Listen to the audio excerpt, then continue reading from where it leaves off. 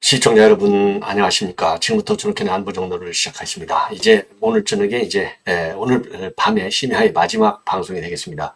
12월 27일 이제 2시가 훌쩍 넘어갔습니다.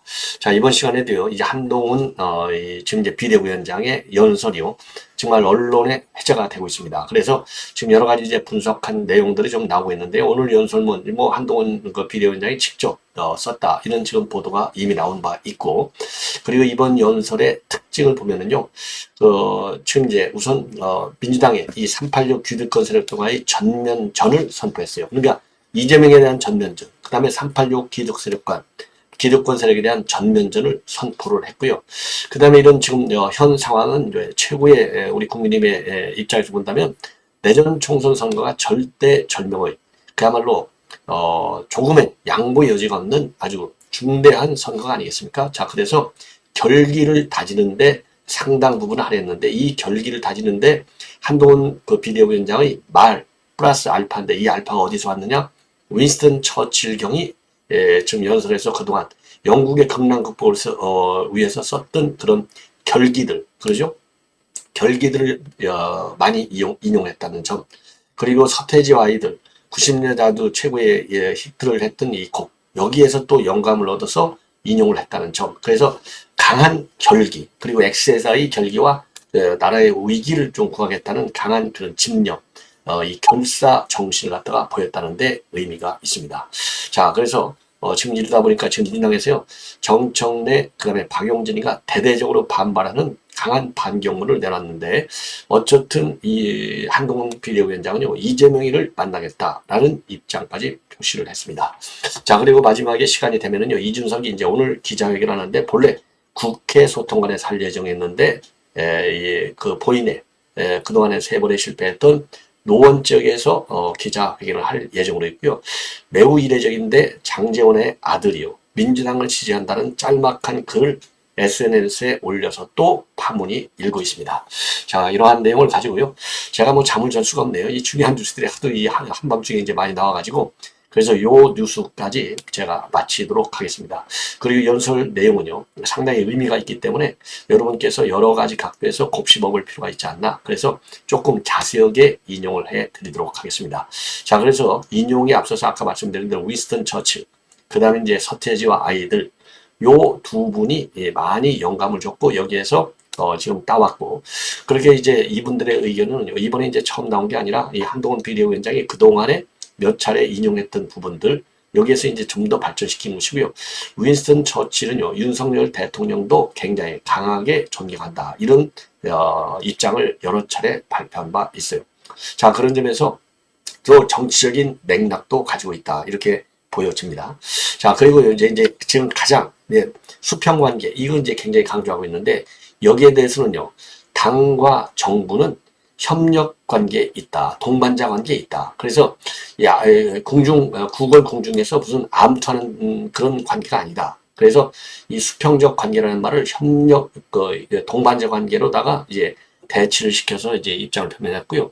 그리고 김건희 여사의 특검과 관련해서는 이 악법이다, 여기까지만 얘기했어요. 지난번에는 이제 악법이기 때문에 독소조항을 제거한 다음에 총선해 보자 그랬는데, 독소조항에만 집중을 해서 악법이다까지만 하고 총선 후 얘기는 빼버렸습니다. 그러니까 그러면서 이거는 당과 협력을 해서 당과 협의하에 입장을 발표하겠다, 이렇게 나왔어요. 그래서 가장 가시돋친 이슈 이 두 분에 대해서는 동반자 관계, 하나는 악법, 이렇게 해서 딱 정리를 하고 넘어가는 점이 이제 특징이 아니냐. 자, 그래서 지금 이제 오늘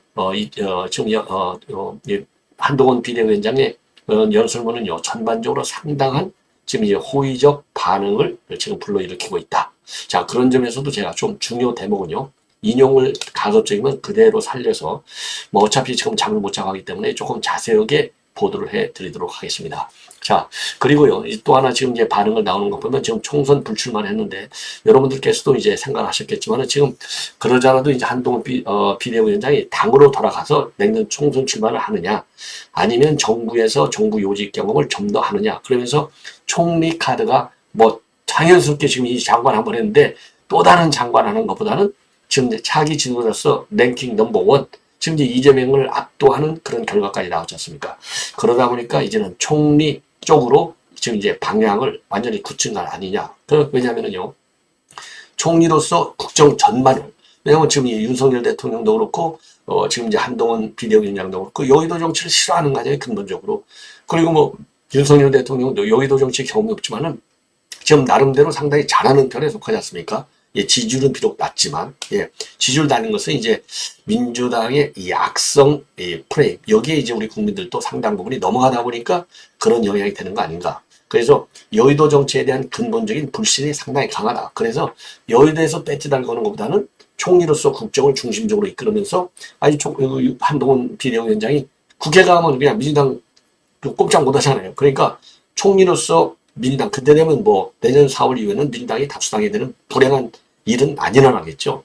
그래서 여의도를 말하자면 제대로 좀 장악할 수 있는 기회를 더 배지를 뭐가 아니고 총리 입장에서 하겠다. 그래서 이 행정부의 의회 독재에 대한 그 강한 억제력을 행사하겠다. 이런 취지가 상당히 강한 것 같아요. 그래서 이 불출마하는 것에 대해서 놀라시는 분들이 많은데, 여러분들 짐작하고 저도 짐작한 대로 이건 총리 카드로다가 쓰겠다. 그래서 본인도 본래부터 정부로 좀 돌아오고 싶어하는 생각이 강했다고 합니다. 그래서 나는 비대구 지역 구간에 출마 안 해.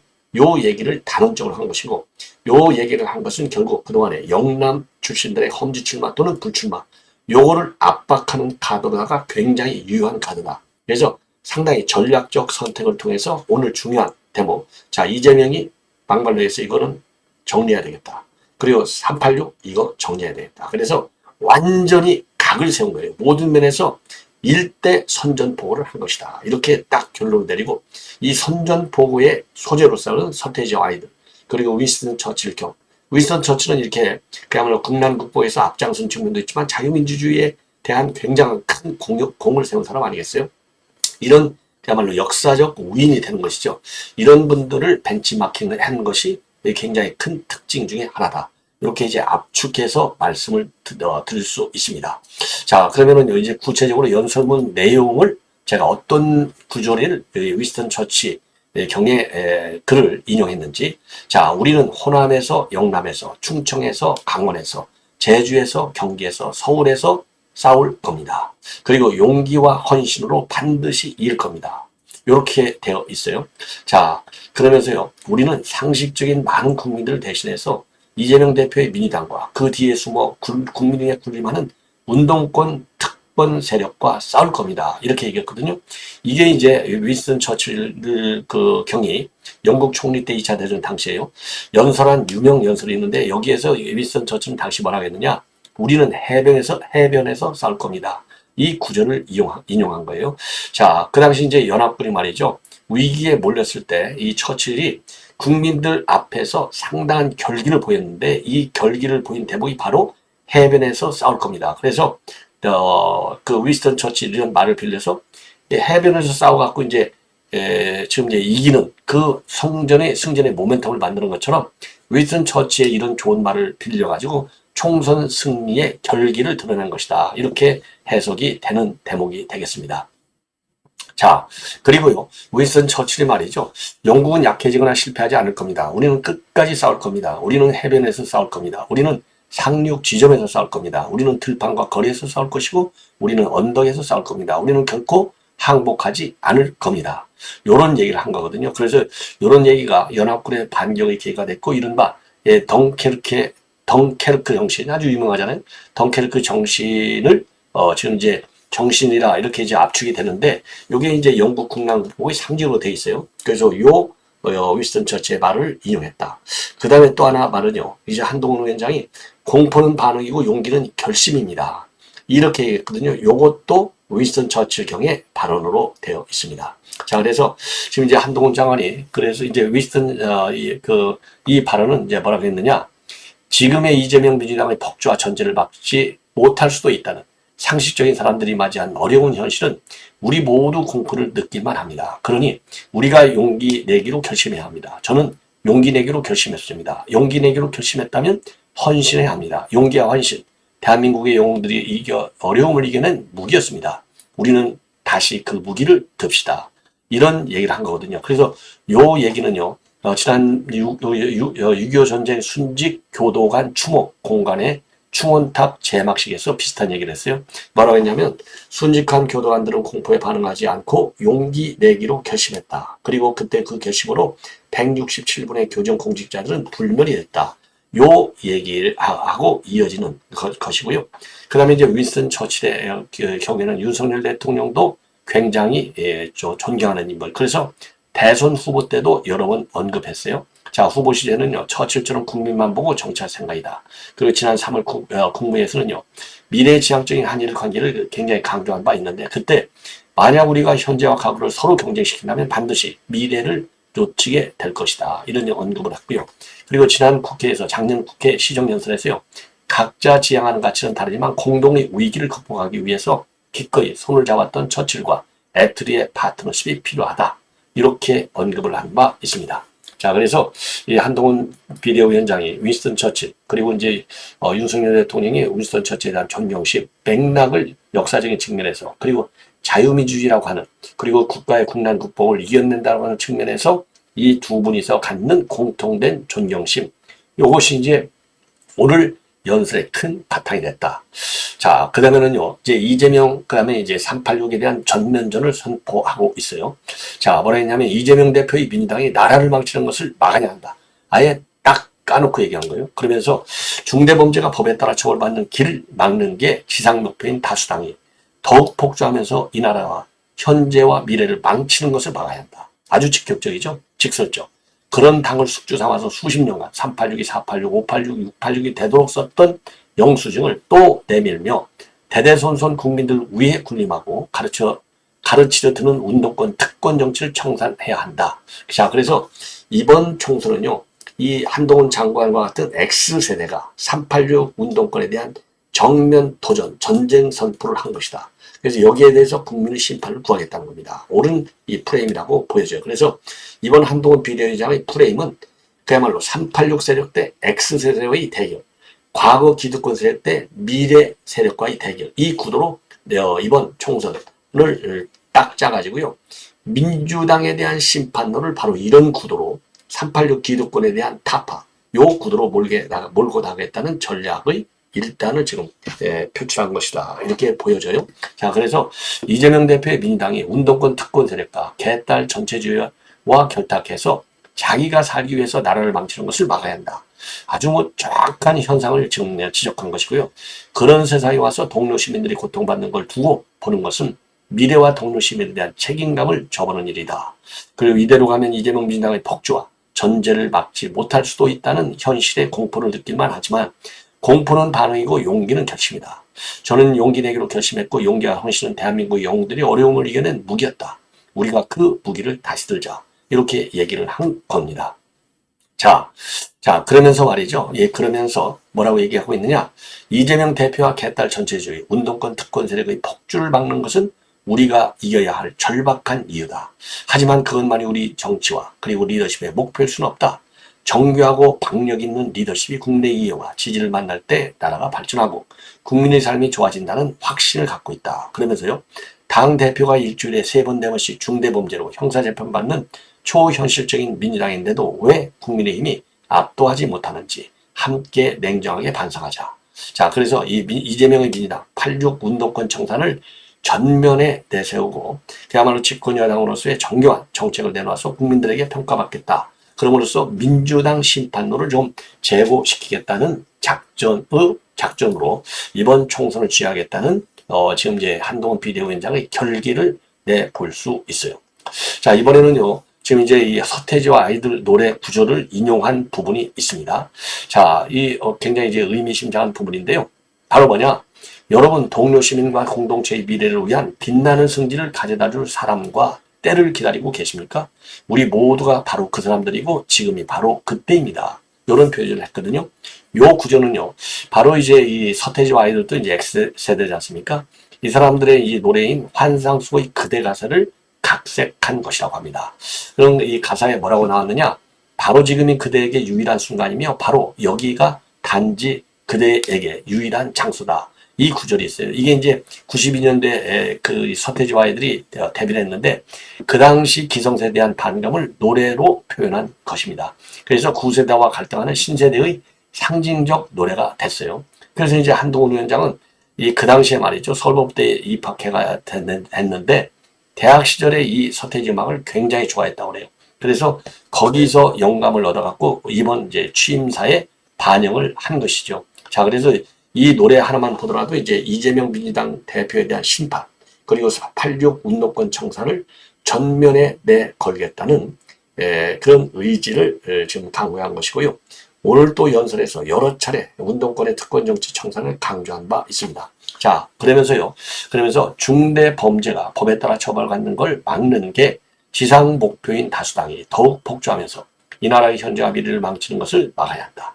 그런 당을 숙주 삼아 수십 년간 386이 486, 586, 686이 되도록 썼던 영수증을 또 내밀며 대대손손 국민들 위에 군림하고 가르치듯 드는 운동권 특권 정치를 청산해야 한다. 이렇게 해서 굉장히 강조를 했습니다. 자, 그리고 이민보호 앞에서도 말씀을 드렸지만 다시 한번 반복하면 이재명 대표의 민주당이 운동권 특권 세력과 개딸 전체주의와 결탁해서 자기가 살기 위해 나라를 망치는 걸 막자. 우리는 이 상식적인 많은 국민을 대신해서 이재명 대표의 민주당과 그리고 그 뒤에 숨어 국민에 군림하는 운동권 특권 세력과 싸울 겁니다. 그래서 아주 강한 결기를 내보였어요. 그리고 이제 기자들하고 일문일답 과정에서 중요한 것 중에 하나는 이재명이를 당연히 찾아뵙고 인사를 드릴 것이다. 자, 그리고 이제 주가 조작 특검법과 관련해서는요, 이 특별감찰관 임명 같은 대응반이 있느냐 물었더니요, 당내 이슈에 대해서는 당과 잘 논해서 판단하겠다. 그리고 말을 아꼈습니다.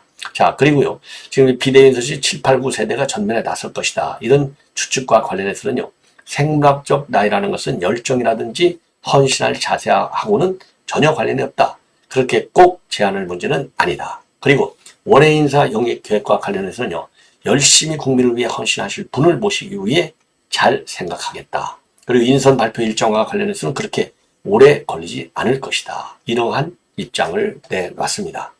자, 그래서요, 지금 한동훈 비대위원장, 아까 말씀드린 대로 총선 불출마는 말하자면 이제 특권을 내놓고 사생 결단식으로 싸우겠다는 강한 의지의 표현인과 동시에 영남 다선 의원들의 불출마, 이런 것을 압박하고 올 수 있는, 즉 개혁 공천의 카드로 쓸 수 있는 명분을 축적용으로 굉장히 좋은 것 같다. 이렇게 이제 해석이 되고 있고요.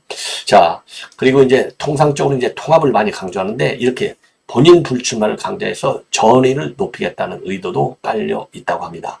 자, 그리고요, 총선 이렇게 이제 불출마는 또 총선 결과에 따른 영향을 최소화하면서 총선 후에 휴식기를 가진 뒤에 자기 대선에 직행하겠다는 그런 개인적 정치적인 의지의 표현이 아니냐, 요런 지금 해석도 나오고 있습니다. 네. 자, 그래서요, 지금 이제 한동훈 취임 첫날 총선 불출마한 것이 아주 신선한 충격으로 지금 다가오고 있습니다. 자, 그래서 그러한 이제 하나의 정치적인 행로를 염두에 둔 것이 아닌가, 이렇게 이제 해석이 되는 대목이 되겠습니다. 자, 이번에는 이러한 이제 한동훈 비대위원장의 입장과 관련해서 민주당이 지금 아주 격앙된 반응을 나타내고 있어요. 자, 뭐 아주 노골적으로, 그리고 정면 돌파형 입장문이 되지 않습니까? 그래서 정청래는 페북에다가 이 한동훈 비대위원장을 비난하는 글을 3차례나 잇따라 올렸어요. 그래서 맨 먼저 한동훈이 충고한다. 국민 위에 군림하는 윤석열 검사 독재 그거와 먼저 싸워라. 그리고 국민 앞에 제발 좀 겸손해라. 이렇게 쓰고, 그리고 총선 불출마 관련해서는 강남, 영남 아니면 당선 가능성이 없고, 비례대표는 검사 공천에 차질을 빚을 것 같으니 고육지천으로 불출마 선언을 한 것이다. 검사 공천용 자구책이다. 이렇게 폄하하고 있어요. 그러면서 한동훈, 너에게 묻는다. 연탄재 함부로 발로 차지 마라. 너는 누구에게 한 번이라도 뜨거운 사람이었느냐. 야, 이 정청래 무식함, 극치를 다릅니다. 아니, 일개 여당의 대표한테 연탄재 함부로 차지 말라. 반말. 그리고 한동훈, 너, 이런 막말하는 이 정청래, 이거 무조건 자기 공천하고 반드시 아웃시켜야 될 것이 아니냐. 김용빈 마찬가지입니다. 한동훈 자의식 비대위원장 잘한다. 그동안 검사로서 장관으로서 정치적 중립 지키는 척하기 힘들었을 텐데 이제는 마음껏 정치 행보를 하기 바란다. 하지만 달라질 것은 없다. 오히려 이미 정치회복을 한 만큼 책임도 따라온다.